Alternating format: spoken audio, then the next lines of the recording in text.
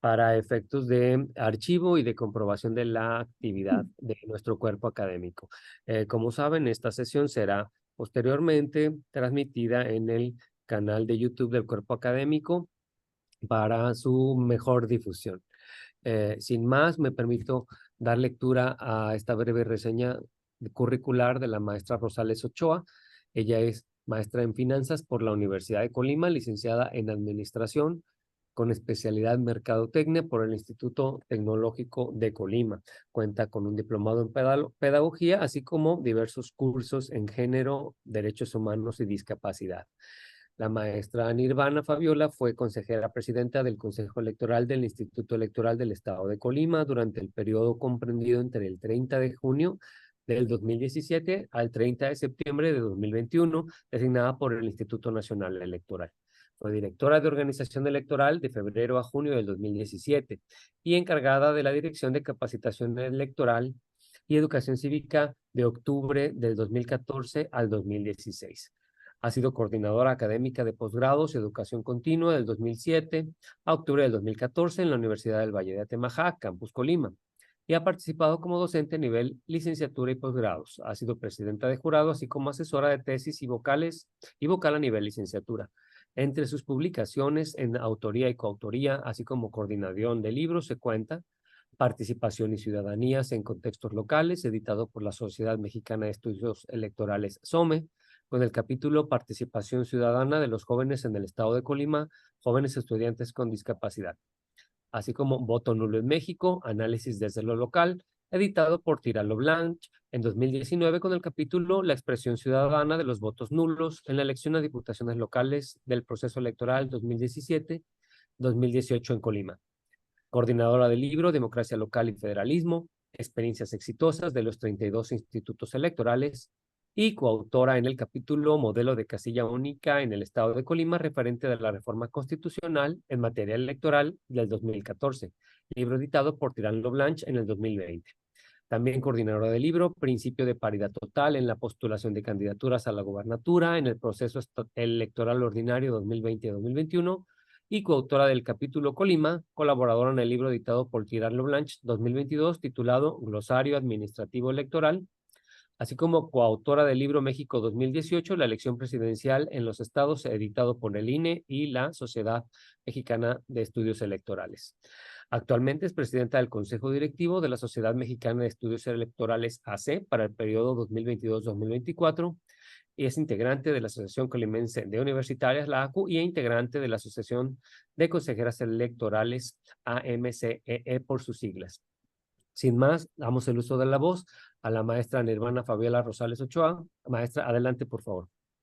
Muchas gracias, doctor José Manuel de la Mora, por la atenta invitación y la posibilidad de compartir uno de los temas que cuando visualizaba la invitación considero relevante, sobre todo en nuestro país. Es un tema reciente, de hace algunos años, y que a lo largo de los últimos procesos, tanto federal y locales, como lo vamos a ver, pues se ha ido materializando para finalmente en este proceso que ya estamos viviendo en varias entidades de manera local y así como el federal que arrancó en el mes de septiembre, pues ya se inician algunos trabajos.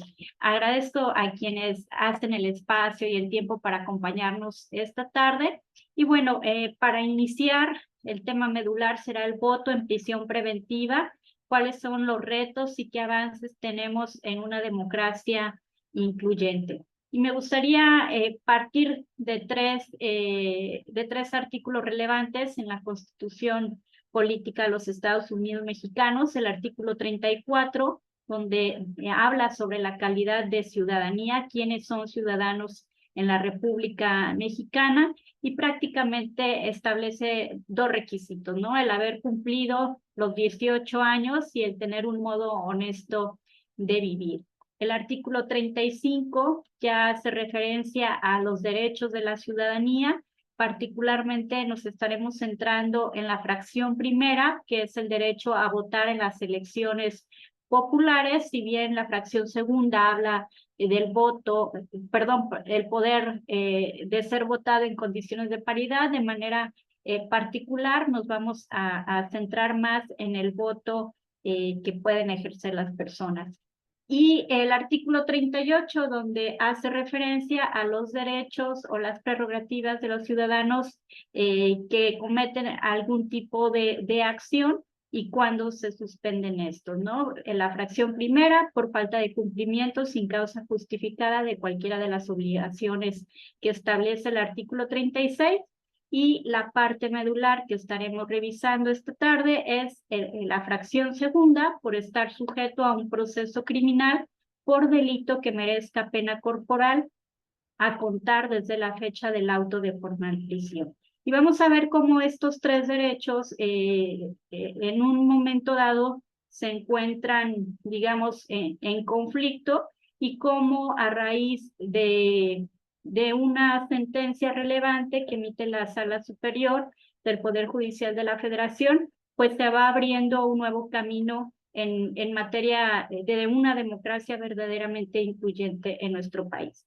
Y otro artículo relevante es el artículo 20, en el inciso B, fracción primera, donde habla que de los derechos de toda persona imputada a que se presuma su inocencia mientras no se declare su responsabilidad mediante sentencia emitida por el juez de la causa, o lo que comúnmente conocemos por una sentencia que sea firme, ¿sí?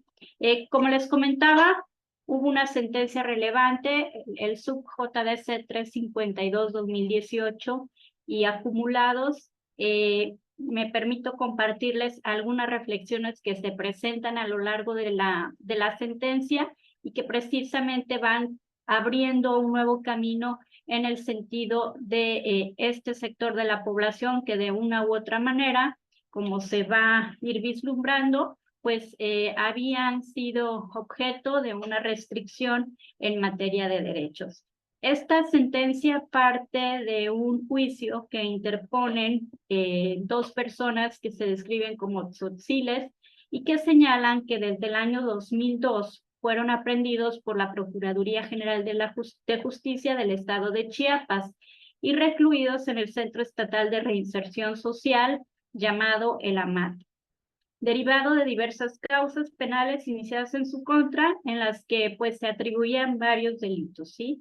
Ellos señalan que fueron detenidos y hasta la fecha este recurso se presenta en el 2018, se les había violentado su derecho a votar, principalmente por dos motivos. Uno, porque de acuerdo a la normatividad del centro penitenciario se les retiraba su credencial para votar con fotografía, y el otro porque a partir, y esa es la parte medular, de que no había una sentencia condenatoria en su contra, sino que aún se encontraban en un proceso pues de investigación, la autoridad administrativa electoral no había dictado o establecido algún mecanismo a efecto de que pudieran ejercer su derecho al sufragio, tanto elecciones federales como locales.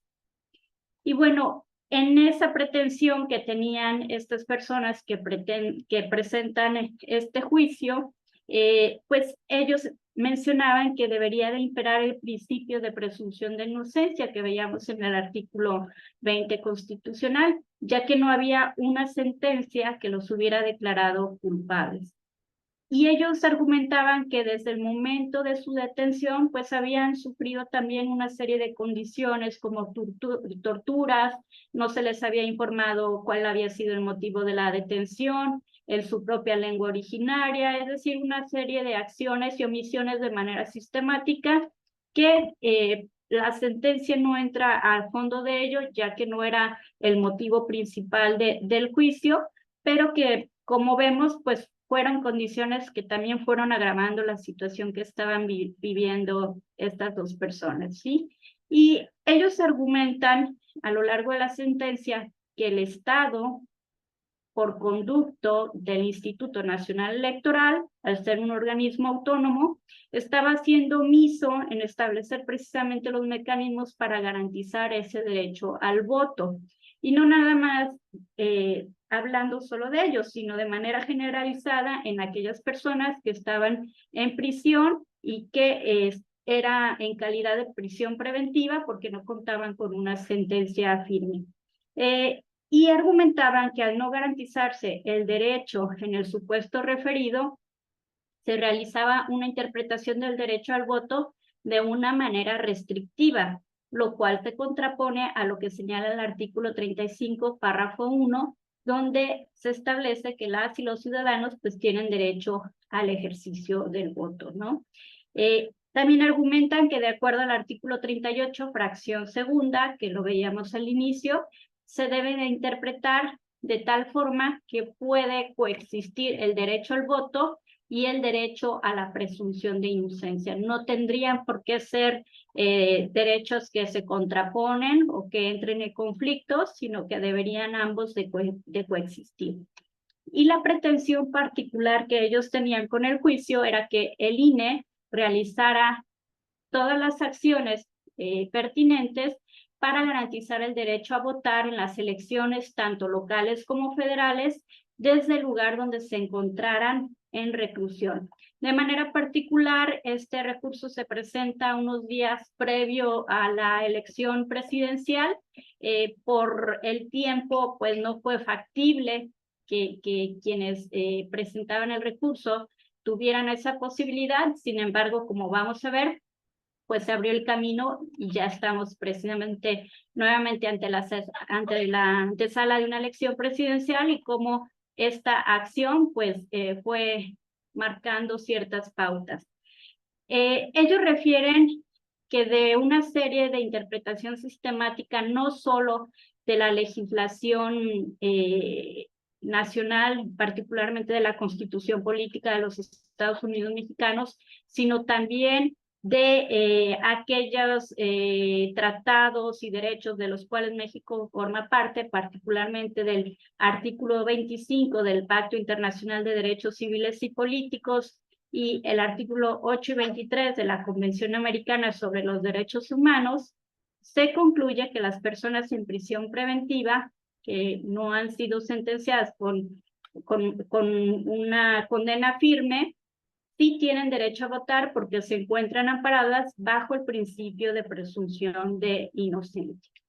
De tal manera que pues la sala empieza a advertir que de manera paulatina y progresiva, en el sentido de la protección y la garantía de derechos humanos, el Instituto Nacional Electoral tendrá que implementar una primera etapa de prueba antes de las elecciones del 2024, con el propósito de garantizar este derecho a las personas en prisión preventiva.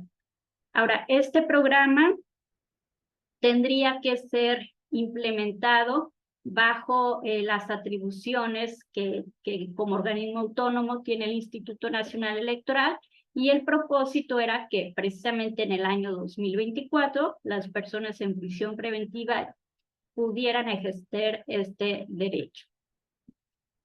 La sentencia hace un análisis sobre el principio de progresividad y no regresividad.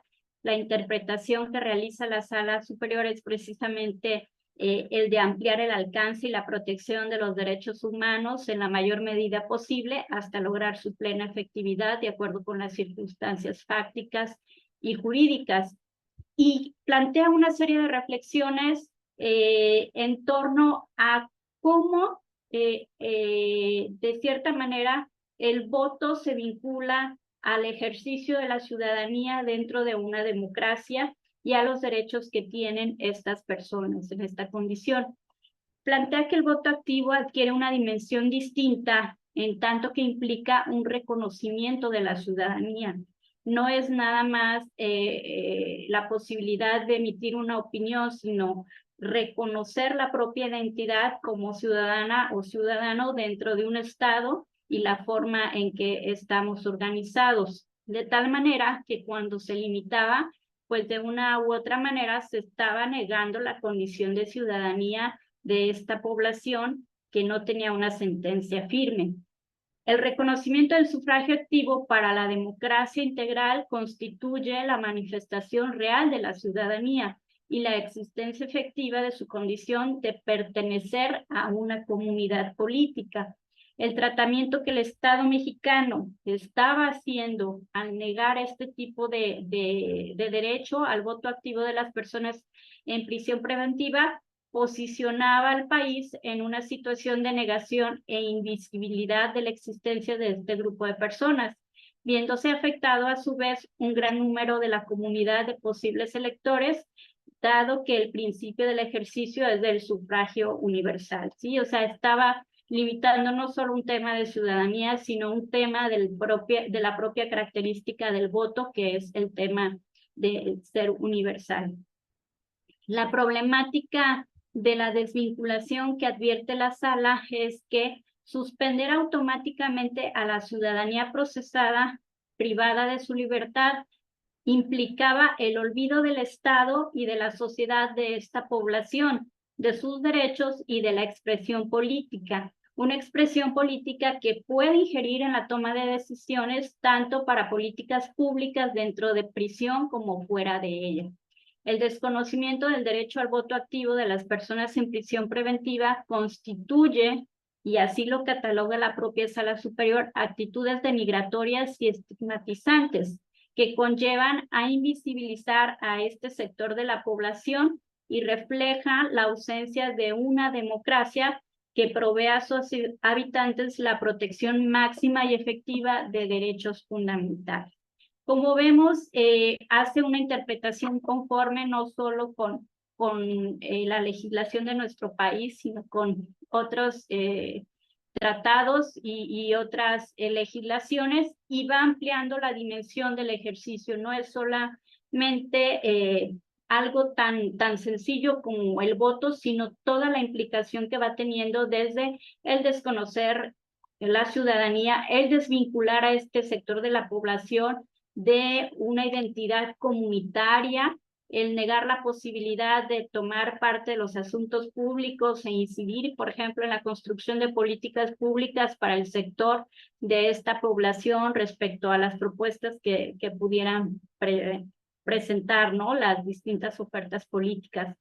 Y como se venía mencionando, pues este hecho despoja a las personas de su estatus jurídico de ciudadanía, privándola de sus derechos políticos y de su participación en las decisiones relevantes de la nación. Suspender el voto activo desvincula a las personas en prisión preventiva de la pertenencia a una comunidad y genera desigualdad en el reconocimiento de derechos políticos de un grupo claramente en desventaja, y particularmente de estas dos personas, pues se agregan otros elementos, como mencionaba al principio, como es el hecho de no haber contado con información y con intérpretes en su propia lengua, ¿no? Y bueno, el voto también lo expresa así la sala, es un medio para expresarse y es especialmente necesario cuando la persona está privada de su libertad, ya que es uno de los pocos canales abiertos para que estas personas puedan influir en la vida de la comunidad a la cual pertenecen. Si finalmente ya tienen un proceso restrictivo que no los permite estar en comunicación con su comunidad o con su entorno, el voto sí es un canal para poder incidir y seguir formando parte de esta comunidad, ¿no? Y algo que pues también plantea la propia sala es que al final del día, estas personas de alguna u otra manera, si aún así cuentan posteriormente con alguna sentencia firme, pues en algún momento, al cumplir ya su sentencia, se busca la reinserción nuevamente en el entorno comunitario y pues en ese inter de no existir una sentencia se puede cortar esa relación. La prohibición de votar a las personas procesadas imposibilita participar en el debate político, decidir sobre los asuntos públicos que les perjudican, por ejemplo, las políticas penitenciarias que hablábamos a un inicio. Este tema, si finalmente se aborda en el Tribunal Electoral del Poder Judicial de la Federación, no fue nuevo, ya existían antecedentes en la Suprema Corte de Justicia de la Nación. En el año 2011 se presentó una contradicción de tesis, la 6-2008 PL, y precisamente hablaba sobre el aparente conflicto entre la suspensión de derechos, el hecho de no poder votar y el principio de presunción de inocencia. La Suprema Corte hace un análisis y finalmente determina en esta contradicción de tesis que el artículo 38, fracción 2 de la Constitución no puede entenderse como una prohibición absoluta y que debe ser limitado e interpretado conforme al principio de presunción de inocencia y el derecho a votar que constituyen prerrogativas constitucionales en evolución. Concluyó que solo se puede suspender el derecho cuando la persona procesada está privada de su libertad porque implica su imposibilidad física para ejercer ese derecho. Es decir, la restricción no era en sí por la norma, sino porque no había una condición material para que desde esa reclusión, pues la persona pudiera votar. Esa es la conclusión a la que llega la Suprema Corte de Justicia de la Nación, y ante un aparente conflicto o una contradicción entre la suspensión de derechos político-electorales por prisión preventiva y el principio de presunción de inocencia del artículo 20, inciso B, fracción primera, la Suprema Corte desde el 2011 determina que de una lectura actualizada de la Constitución debe realizarla desde la perspectiva de hacerla coexistir con dos derechos fundamentales, el derecho a votar y el derecho de presunción de inocencia, a fin de hacer la interpretación más favorable para las personas, y concluye que de la interpretación conforme se advierte que la suspensión del artículo 38, fracción segunda de la Constitución, no se justifica previo al dictado de una sentencia condenatoria. Esos elementos pues los retoma la Sala Superior y finalmente la Sala establece que el INE deberá de implementar una primera etapa de prueba para garantizar el voto activo de las personas en prisión que no cuenten con sentencia firme y que de manera paulatina y progresiva tendrá que implementar un programa antes del 2024 a fin de garantizar este derecho a las personas en prisión preventiva.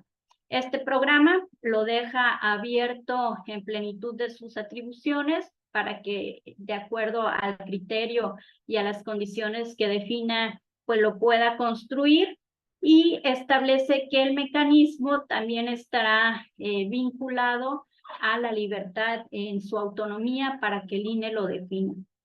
También estableció que esa primera etapa de prueba que tenía que llevarse a cabo antes del 2024 tenía que considerar una muestra representativa de las personas en prisión que abarcara todas las circunscripciones del país y que considerara diversos distritos electorales, además de que el programa considerara centros de reclusión, tanto femeniles como varoniles, y tomara en consideración la perspectiva de género y la interculturalidad que se vive también en estos centros, pues como una muestra y una representación de lo que se vive en la comunidad al exterior. Y para ir entrando un poco a cuáles han sido los retos y qué avances se ha tenido respecto a la determinación que establece la Sala Superior, tenemos los siguientes números, y creo que eso también refleja el por qué estas medidas son relevantes. De acuerdo al Censo Nacional del Sistema Penitenciario Federal y Estatal 2023 del INEGI, al cierre del censo del 2022, la infraestructura penitenciaria nacional se conformaba por un total de 314 centros, 15 federales, 248 estatales y 51 centros especializados considerados para menores infractores. En el 2022, el 39%, fíjense, el 39% de la población privada de la libertad no contaba con una sentencia. O sea, es un porcentaje importante de la población que se encuentra en los centros que aún no tiene una sentencia definitoria y que tenía una restricción de este ejercicio del derecho al voto por la interpretación que se estaba dando anterior a la sentencia. En el caso de los hombres, la proporción corresponde al 38.4%, mientras que en las mujeres se eleva a un 49.3% de las reclusas que no tenían una sentencia firme y que estaban en esa calidad de aún sin imperar el principio de presunción de inocencia para ejercer al voto. Ahora, con respecto al rango del tiempo en espera de sentencia por las personas adultas privadas de su libertad, los hombres, el 26.7% en el caso de los hombres y el 29.7% de las mujeres han esperado 24 meses o más por su sentencia.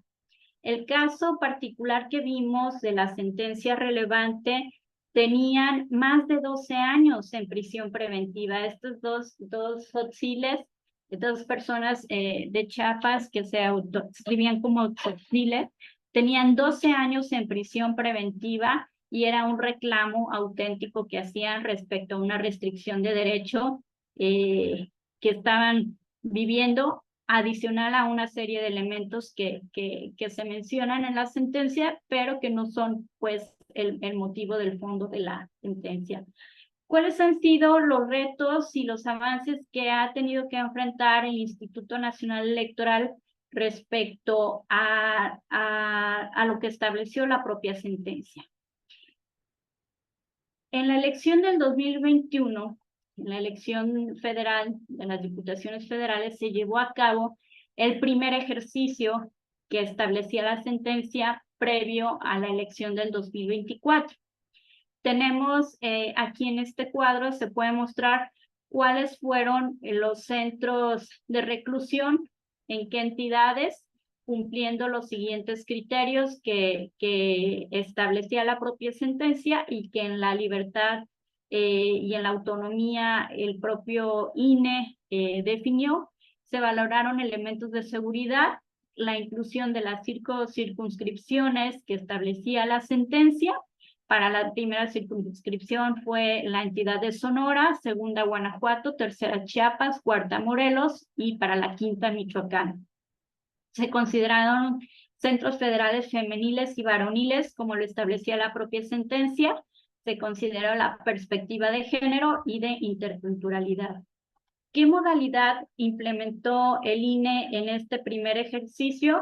Fue la modalidad del voto anticipado como el modelo más adecuado para la prueba, para el pilotaje, y el voto informado, cómo lo estableció para esta población y esta comunidad, pues fue una difusión sobre las opciones políticas a contender, que prácticamente se establecía en un formato impreso y que se proporcionó a las personas que formaron parte de la lista nominal de estos centros. Hay que recordar que de manera adicional en este ejercicio se transitaba por el tema de la pandemia del COVID-19 y adicionalmente se tuvieron que respetar medidas también de seguridad sanitaria.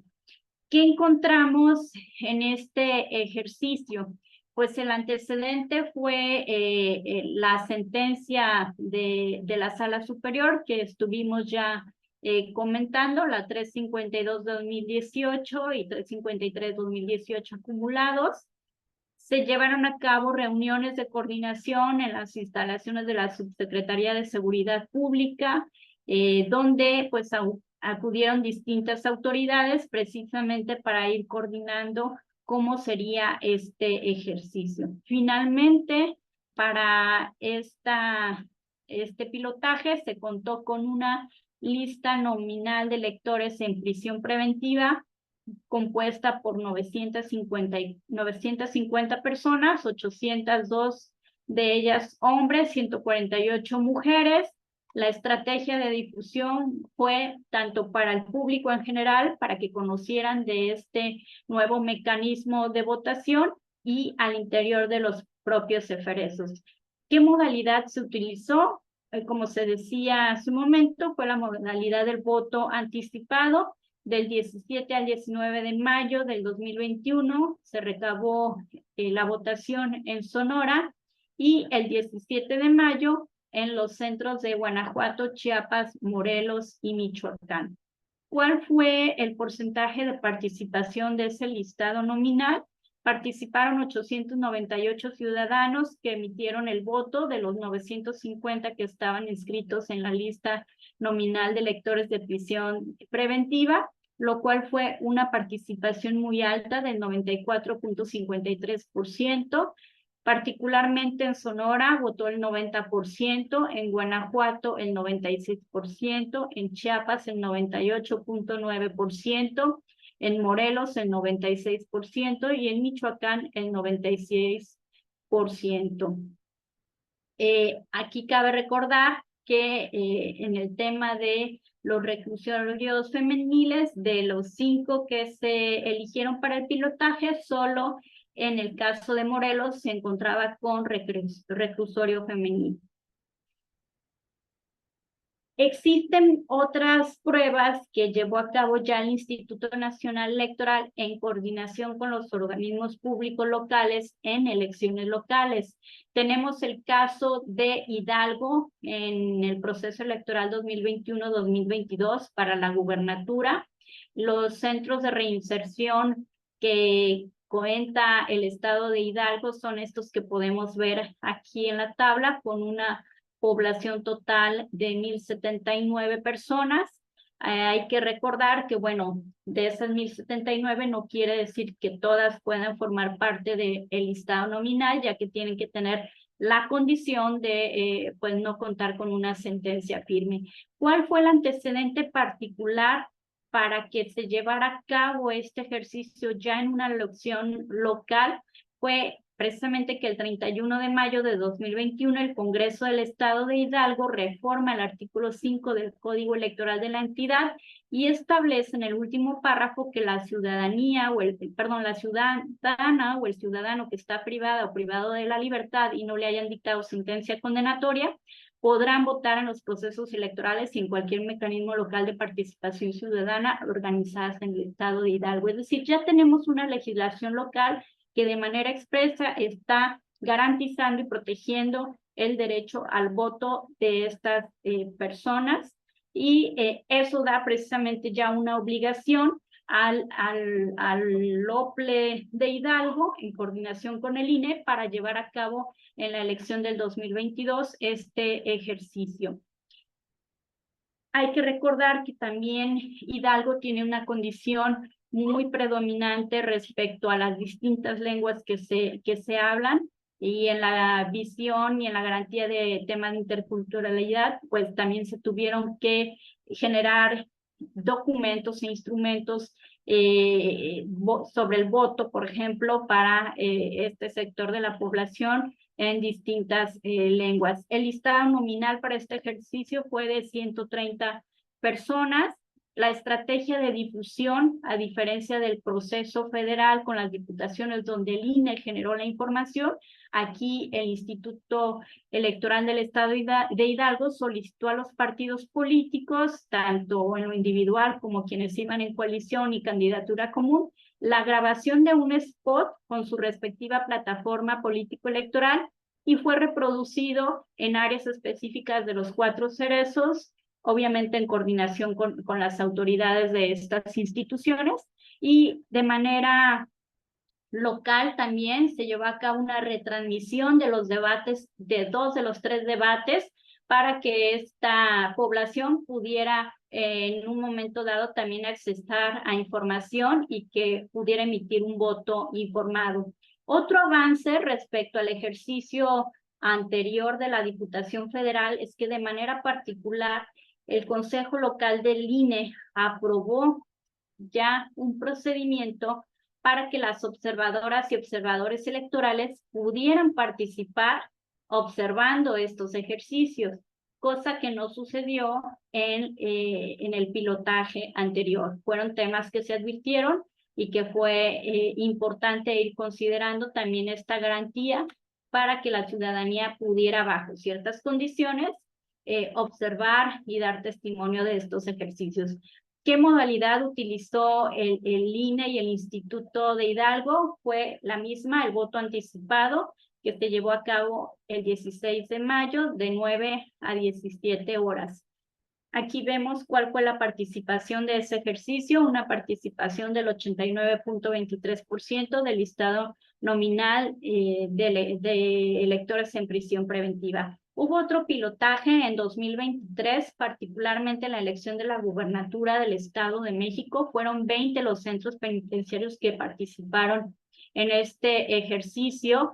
El antecedente también tenemos aquí algo interesante. El 11 de octubre del 2022, en sesión ordinaria, la 61ª legislatura del Congreso Local del Estado de México aprobó un punto de acuerdo en el cual se exhortó al Instituto y al OPLE del Estado de México a instrumentar el modelo de operación del voto de las personas en prisión preventiva para ese proceso electoral.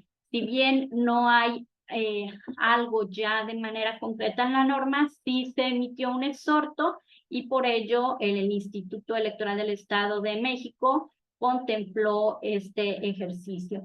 Fueron 4.979 personas las que formaron el listado nominal. ¿Qué estrategia se utilizó para el voto informado? Igual, el debate televisado para quienes estaban en el reclusorio y folletos con resúmenes de las propuestas que se entregaban a la hora de hacer llegar el paquete y el material electoral. ¿Qué modalidad? También el voto anticipado del 15 al 19 de mayo, una participación del 90.74% y el ejercicio que se llevó a cabo también en ese año en Coahuila fue para la gubernatura y diputaciones locales en un centro femenil en Saltillo, contando con un listado nominal de 12 personas. Las 12 mujeres votaron, lo cual hubo un 100% de participación. El ejercicio 2023, hablando específicamente del caso del Estado de México y el caso del Estado de Coahuila, fue un ejercicio 5 veces mayor en comparación a la prueba del 2021 y 39 veces mayor en comparación al ejercicio 2022 de Hidalgo. Otro referente que tenemos fue que en el acuerdo por el que se aprobó la convocatoria para el registro de personas observadoras en el proceso electoral, se contempló la posibilidad de designar personas observadoras electorales para el voto de las personas en prisión preventiva. Como les comentaba, en los primeros ejercicios no se había advertido que era un campo que quedaba descubierto y a partir del ejercicio de Coahuila y del Estado de México se implementa esto.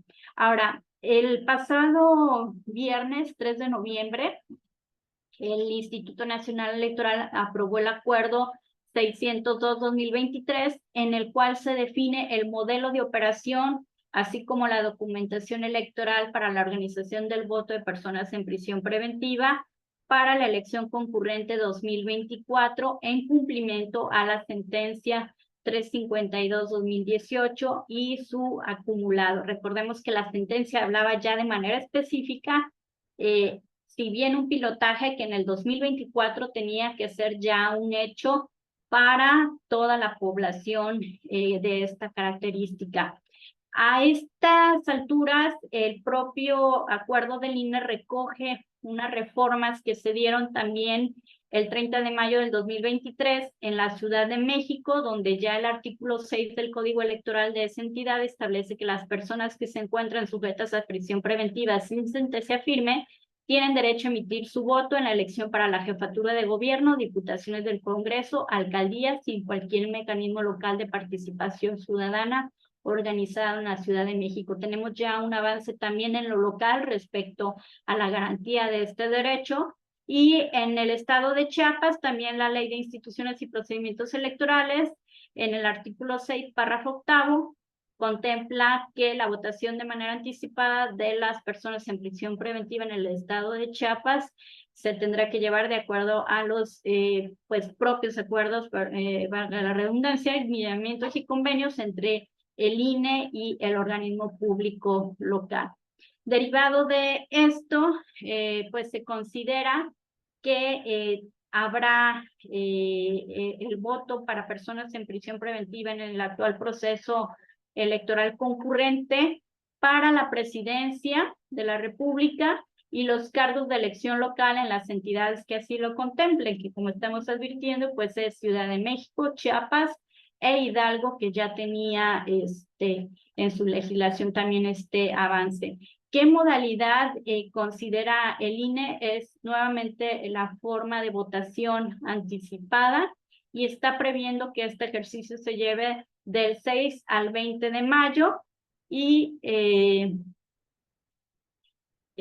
a través de una serie de estrategias de difusión, como son resúmenes político-electorales que cuenten condiciones de infraestructura y seguridad, y diversos mecanismos para el voto informado. Respecto a observación electoral del ejercicio anterior, considera también la presencia de personas observadoras electorales, en su caso, tanto de representantes de partido y de candidaturas independientes durante el periodo de la votación anticipada al interior de los centros penitenciarios, obviamente, pues cuidando ciertas medidas de seguridad que tienen los propios centros. Y quien realice su trámite para obtener la acreditación como observación electoral y tenga un interés particular de observar estos ejercicios, tendrá que presentar su solicitud antes o a más tardar el 21 de abril. En esta tabla podemos observar las 32 entidades federativas, cuántos centros penitenciarios están en cada una de estas entidades. De manera particular, en el caso de Colima se están considerando 4, de los cuales 455 personas están en prisión preventiva, y pues reuniendo los temas procedimentales de solicitar su inscripción al listado nominal, podrán en un momento dado obtener esta garantía y este acceso a los derechos. Las legislaciones locales que advertimos, pues Ciudad de México, Chiapas e Hidalgo, para la elección local.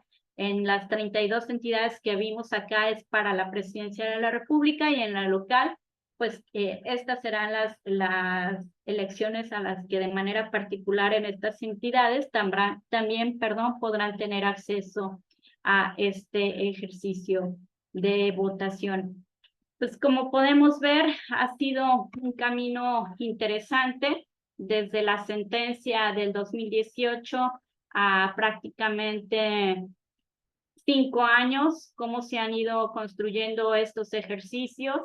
Si bien en los pilotajes y en los siguientes ejercicios el Instituto Nacional Electoral en esa capacidad y libertad de autonomía ha definido como el modelo idóneo, el modelo de votación anticipada, también se ha discutido a lo largo de las sesiones del Consejo si este ejercicio pudiera, y creo que es parte de los retos que están en puerta, pues ser ejercicios también vinculados a través del voto electrónico, que también es un tema que aún sigue pendiente en nuestro país, que si bien ha habido alguna serie de ejercicios y pilotajes, creo que este tipo de elección pudiera tener las condiciones para empezar a explorar otra modalidad de votación. Bueno, con esto yo estaría concluyendo mi intervención, no sin antes agradecerles esta oportunidad, el poder compartir cuáles han sido pues, los principales avances, cuáles son los retos, y finalmente a unos meses de que estemos cerca de la jornada electoral, pues podemos también sacar el balance de este ejercicio y conocer cuál será el resultado de su aplicación. Muchas gracias.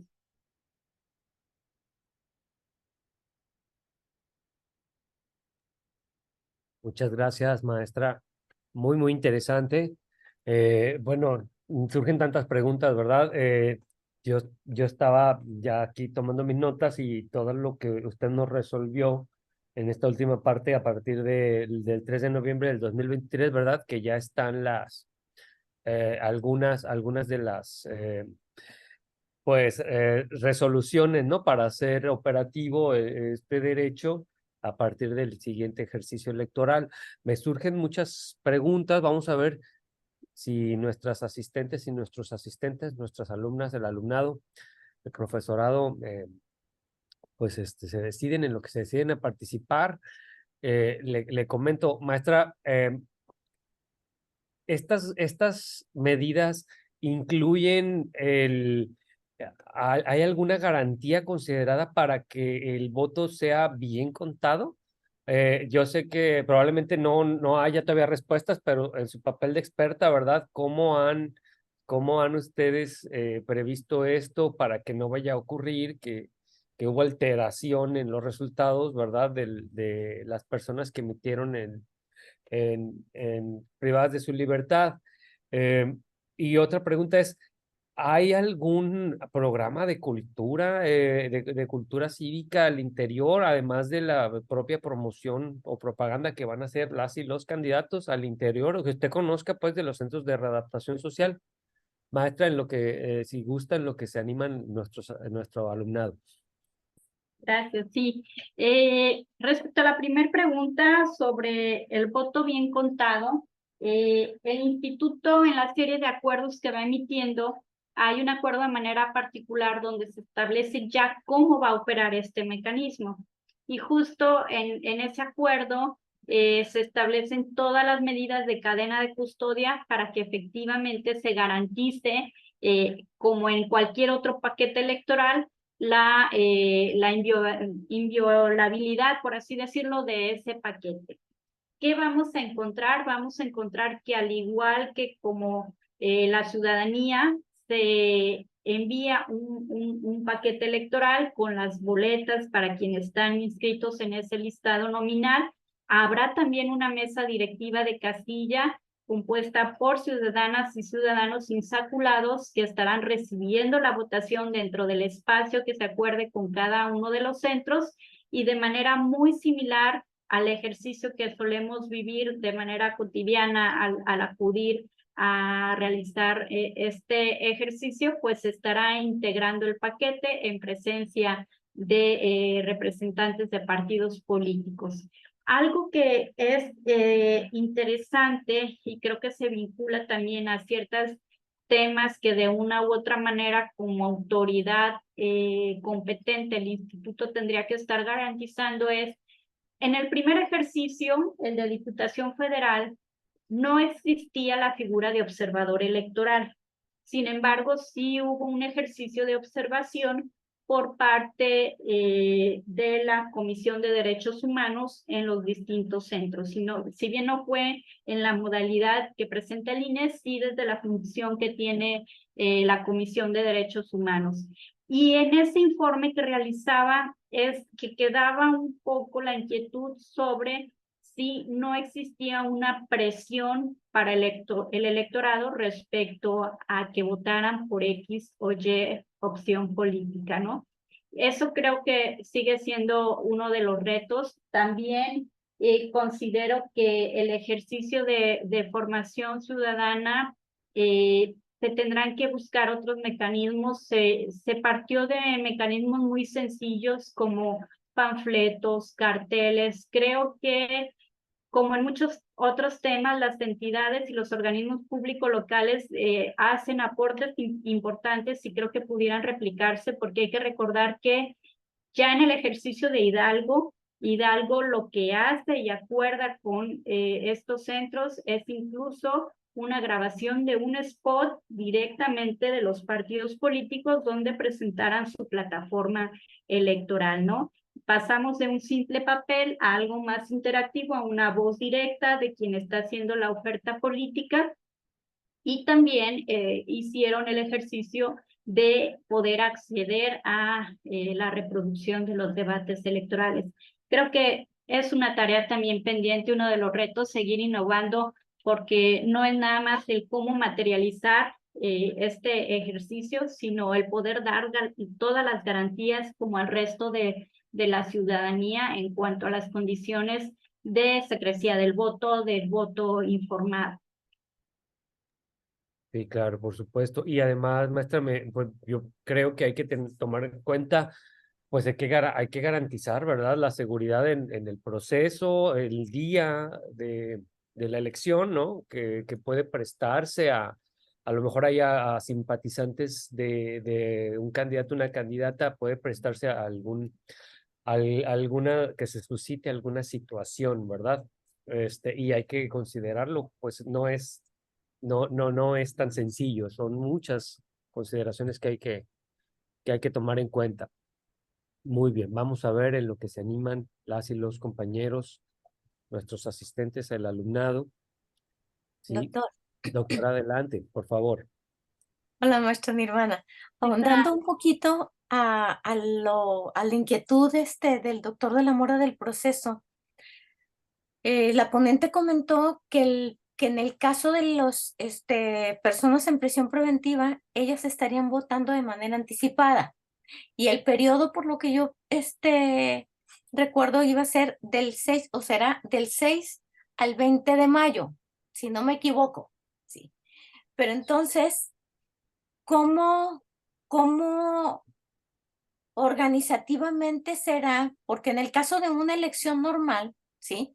Lo tenemos un solo día y entonces ahí están los funcionarios de casilla, ellos son encargados, hay todo un procedimiento, los representantes de los partidos, los observadores electorales, pero aquí la situación cambia, porque luego además, precisamente por la seguridad de los que entran y me parece que también de los que están adentro, o sea, no puede entrar como, hola, vine hoy en este ratito a ver que voten, sí, o sea, ¿cómo va a ser ese proceso? Porque sobre todo son, o sea, estamos hablando de casi 15 días, entonces, ¿cómo se tiene contemplado, y si ya lo tienen contemplado, hacer ese proceso?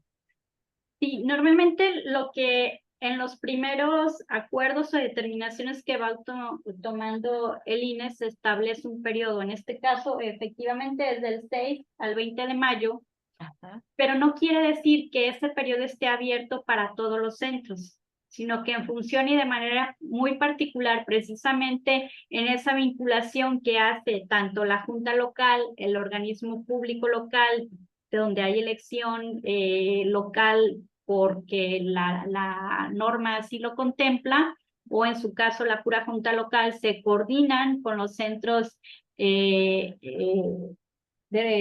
con los centros penitenciarios, perdón, y en función también del listado nominal que se integre, se define la fecha exacta que de manera particular ese centro tendrá abierto el ejercicio.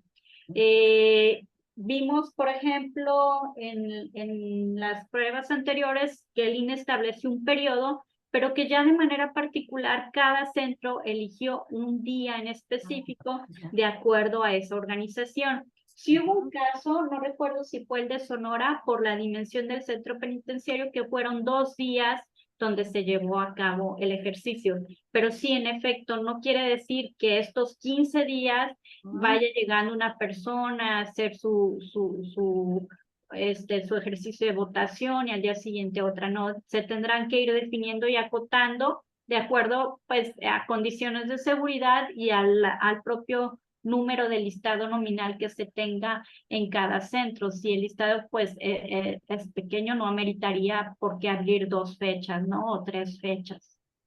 Sí. Oye, maestra, ay, yo sigo, ¿verdad?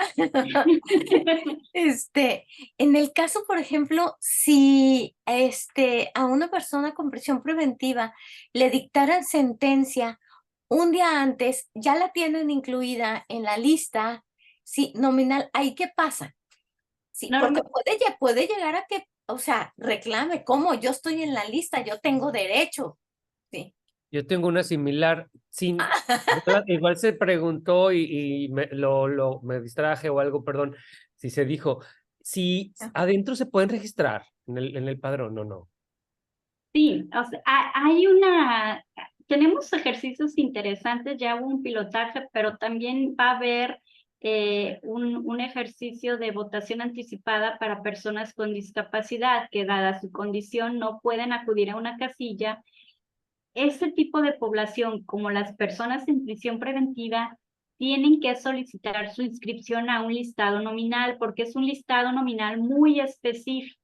Sí, en este caso es el listado nominal para personas en prisión preventiva. Hay un periodo en que se hace la invitación, en que este sector de la población en cada centro que reúne las características solicita su inscripción.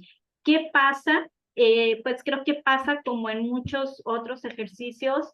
Normalmente se le turna a la autoridad administrativa, al INE, cuando hay una suspensión de derechos y esta información suele bajarse hasta la presidencia de cada mesa directiva de casilla para tener el antecedente de si implica una suspensión de derechos o al contrario, hablando de personas que hacen su reclamo por no aparecer en listado nominal y que si no están en el listado nominal también tienen una sentencia donde se define que sus derechos político-electorales están activos y que por lo tanto, aunque no vengan en lista, sí tienen el derecho a votar, ¿no? Y finalmente hay que recordar que la documentación electoral que se llena en cada casilla contempla estas posibilidades, obviamente tomando nota de manera particular de qué caso se trata y pues que también a la vista de esto pues están distintos actores, ¿no? Las representaciones de cada partido político que son al final del día pues ojos que también están cuidando y observando el proceso. Pues miren, sin ser experto en el tema, ¿verdad? Yo creo que esto representa un cambio en el paradigma que tenemos de la concepción del tratamiento a las personas recluidas, ¿verdad? Una verdadera readaptación. Imagino el impacto positivo para quienes tendrán el derecho a ejercer el voto en reclusión, ¿verdad? O sea, saberse partes de la sociedad y con esos derechos ciudadanos que nos han sido cancelados del todo. Sí, es que justo lo que advierte la propia sentencia es cómo de manera restrictiva se desvincula ya de una comunidad, de una identidad ciudadana, cuando no hay una causa formal o por norma que sí lo amerite, sino que había sido una práctica por una imposibilidad material de recabar la votación y que en ese sentido el Estado mexicano estaba siendo omiso de garantizar este derecho y que el INE como pues autoridad del Estado mexicano tenía la obligación de garantizar el derecho y es a través del ejercicio del voto en modalidad anticipada que pues empieza a abrir ese camino y que ahora sí, en esta elección, pues estaremos concretando en su totalidad el ejercicio, ¿no? Porque los otros habían sido pilotajes muy particulares en ciertas entidades y para ciertas elecciones. Ahora ya se tendrá que garantizar para la elección a nivel federal solo lo de la presidencia de la República y a nivel local a mí también honestamente me sorprende porque muchos de los temas y de los avances que hemos tenido en la materia electoral surgen precisamente de las entidades federativas. Siempre lo hemos dicho, Colima, Jalisco fueron pioneros en la casilla única desde el 91, cuando en otras entidades pues tenían que acudir a dos casillas, a una para emitir el voto federal y en otra la local. Y vemos cómo desde la libertad configurativa, algunas entidades ya están considerando en su norma el proteger y el garantizar este derecho. Oye, maestra, ¿y las personas que están en hospital? También va a haber un ejercicio, lo hubo en el 2018, si no mal recuerdo. Se instalaron, en Colima fue un pilotaje, hubo una casilla y pues son condiciones que van abriendo, ¿no? Tenemos también esa posibilidad. A mí de manera particular, creo que habíamos tenido avance respecto a protocolos para personas con discapacidad, pero sí estaba quedando un poco limitado porque era solo para que las personas acudieran y cómo garantizar el espacio en la casilla, pero ahora va más allá ese ejercicio donde también quien haya en su credencial de lector al haber hecho su trámite, reunido el requisito que establece la legislación para poder recibir, digamos, esta condición, pues lo puede hacer también desde su casa o desde el domicilio, pues, de residencia, ¿verdad? No propiamente la casa propia, ¿no? Sí. Muchas gracias, maestra. No, al contrario, gracias por la invitación. Excelente. Pues miren, como les decía al inicio de la sesión, hoy es cerramos con broche de oro nuestro seminario y pues vamos a mostrar aquí, compartirles la constancia. Queremos llegar a la brevedad de manera digital a nuestra ponente. Dice Universidad de Colima, Dirección General de Educación Continua, se otorga la presente constancia a Nirvana Fabiola Rosales Ochoa por su participación en el seminario permanente del Cuerpo Académico UCOL-CA 126 y Estado y Sociedad, realizado por la Facultad de Ciencias Políticas y Sociales de la Universidad de Colima del 7 de febrero al 7 de noviembre del 2023, duración 2 horas y valor curricular. Atentamente estudia, lucha, trabaja, Colima, noviembre de 2023, firma el maestro Jesús Omar Brizola Padilla, director general de Educación Continua de la Universidad de Colima. Maestra, con esto y con nuestro abrazo y nuestro aplauso, nosotros agradecemos su participación. ¿Sí, doctora Ale? Bueno, por aquí.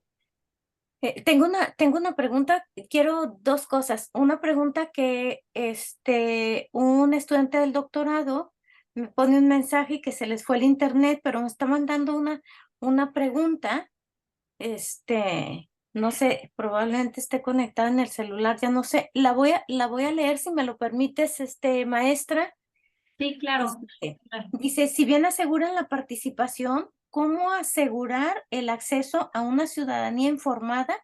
O si tienen contemplado mecanismos de socialización de propuestas de campaña.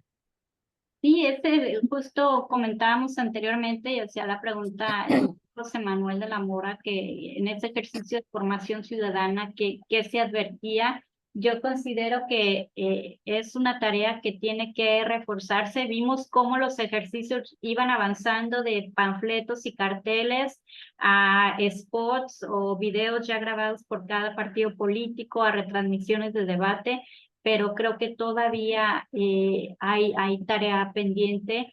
No se ha definido hasta este momento cuáles serán los elementos que se estarán contemplando. Por lo menos yo creo que se reproducirán estos que fueron en su momento pues elementos valiosos para esas prácticas, pero en efecto creo que todavía hay pues un reto por delante.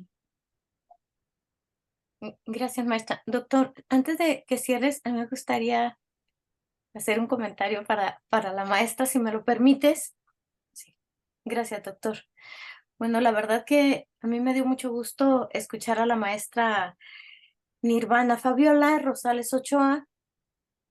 Tengo tiempo de conocer a la maestra y la verdad tiene una gran capacidad de análisis, es una profesional que se ha ido capacitando y cada vez profesionalizando en el área de lo que es lo electoral, pero sobre todo hay que reconocer elementos éticos y de valores muy fuertes que la maestra tiene y ha tenido en todo su desempeño profesional. La verdad, yo me siento muy orgullosa y muy contenta de que ella me haga una deferencia hacia mi persona, el trato que he tenido con ella. Y bueno, pues yo agradecerle infinitamente que haya aceptado estar con nosotros en esta charla y ojalá no sea la última, maestra, y que pueda seguirnos aportando con todos tus saberes y tu conocimiento para este tema tan interesante, que sobre todo si lo relacionamos con el asunto de los derechos humanos y de los derechos que como ciudadanos tenemos, seguramente vamos a ir avanzando, así como ella se incorpora en en la Junta Local Ejecutiva del INE como parte del Consejo General, y no me queda duda que hará un excelente trabajo cuidando todo lo que es este proceso, para que los jóvenes que están aquí escuchándonos tengan la certeza de que estamos en muy buenas manos en este proceso electoral. Y voy a aprovechar porque también se incorpora al Consejo General la doctora Angélica Yedid Prado Rebollero. Maestra, muchísimas gracias, muy amable. Te abrazo con mucho cariño. Gracias, doctora Alejandra, por tus palabras. Sabes que el cariño es mutuo. Gracias por el espacio, por la confianza. Doctor José Manuel, agradezco también la invitación, el reconocimiento que hacen. Y yo no quisiera despedirme sin invitarles a quienes nos están escuchando a que podamos pues involucrarnos en estos procesos. Sería muy interesante, por ejemplo, el poder observar este ejercicio por primera vez en nuestra entidad, la solicitud para obtener la acreditación de observación electoral está abierto hasta el mes de mayo. Sin embargo, si se quiere observar de manera particular este proceso, hay que recordar que es a más tardar en el mes de abril. Y pues como yo lo veo es que al final del día estos avances de manera progresiva y en garantía de derechos, pues creo que nos está tocando vivirlos y contarlos a generaciones futuras, ¿no? Porque han sido pasos agigantados respecto a temas restrictivos que teníamos de manera muy particular, tanto de la participación política de las mujeres, de personas con discapacidad, de la población LGTBI, es decir, una amplitud de derechos y el poder pues ser testigo de ellos, por ejemplo, a través del ejercicio de observación electoral, sería algo muy interesante. Muchísimas gracias y yo con todo gusto a poder acompañarles cuando ustedes así lo consideren y poder estar compartiendo pues la impresión que yo tengo de los temas que se están viviendo y para mí es un gusto poder hacer. Gracias, maestra. Nomás comentarte que está con nosotros también la maestra Gabriela Gildo de la Cruz, y ella te pone un mensajito por aquí en el chat, dice que la charla estuvo muy contenta y que te agradece la participación. Muchas gracias, maestra. Es cuanto, doctor de la Mora. Muchas gracias, muchas gracias. Les recordamos solamente nos queda pedirles que estén al pendiente de sus correos para todos los asistentes, nuestras asistentes y nuestros asistentes. Les haremos llegar una constancia por su asistencia. Ténganos un poquito de paciencia, será cosa de unos días, por lo cual, para lo que les pedimos, por favor, no olviden ponernos su nombre completo y su correo para que se las podamos hacer llegar por ahí. Esta constancia, como vieron, tiene valor curricular, tiene bien expresados los créditos y está emitida por la Dirección de Educación Continua de nuestra institución. Les agradeceremos también se mantengan al pendiente. Regresamos en febrero del año que viene. Ya tenemos tan pronto como mañana a las 8:30 de la mañana una reunión para empezar a hablar de los temas, ¿verdad? Y acordar, porque viene un año electoral. Y vamos entonces a hacer nuestra planeación. Muchas gracias a nombre del cuerpo académico que represento, a la doctora Alejandra Chávez, a la doctora Angélica Prado, al doctor Nande, a la doctora Gildo, que aquí nos acompaña, colega. Agradecemos a nuestro director, el doctor Enrique Chaires, por todas las facilidades que nos ha otorgado, y a todos nuestros compañeros y compañeras de la Universidad de Colima por su apoyo en las cuestiones técnicas, al maestro Luquín, ¿verdad?, de videoconferencias de la Universidad de Colima, sin la cual estos eventos no se pueden realizar, así como a nuestros compañeros de la Dirección de Educación Continua, la maestra Miriam, sumamente agradecidos, lo sabe ella, ¿verdad?, por las facilidades que nos otorga para la emisión de nuestras constancias, en la rapidez en los trámites, y a todas ustedes y a todos ustedes, pues el agradecimiento por permitirnos que como cuerpo académico sigamos difundiendo estos temas interesantes, ¿verdad?, relacionados con el Estado y la sociedad. Sin más, pues nos vemos el próximo año. Que tengan un muy buen cierre de año, chicas, chicos. Hasta luego.